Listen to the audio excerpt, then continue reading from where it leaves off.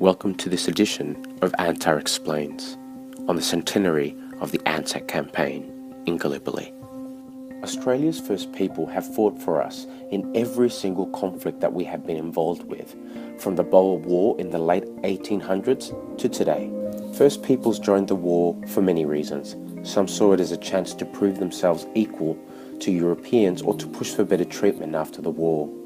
For some of them, the offer of 6 shillings a day for a trip overseas was too good to miss. In 1914, when the war broke out, First Peoples were not even allowed to be counted in the census as citizens of the country. Many First Peoples who tried to enlist in the war were rejected on the grounds of race. Some pretended to be Indian or Pacific Islander to be able to fight.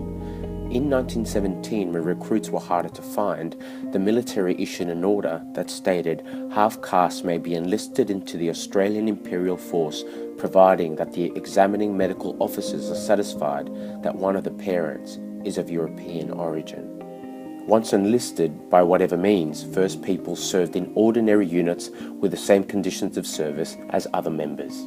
We know that 5 First Peoples servicemen died in the Gallipoli campaign in 1915, but many more fought during the war.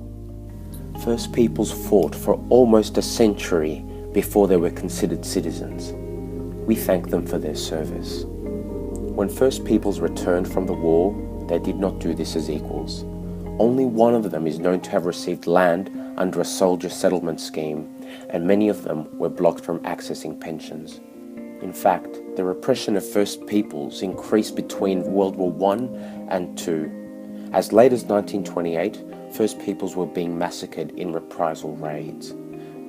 We thank everyone for their service to this country, in whatever capacity, and we really want to acknowledge First Peoples servicemen and women on this ANZAC centenary.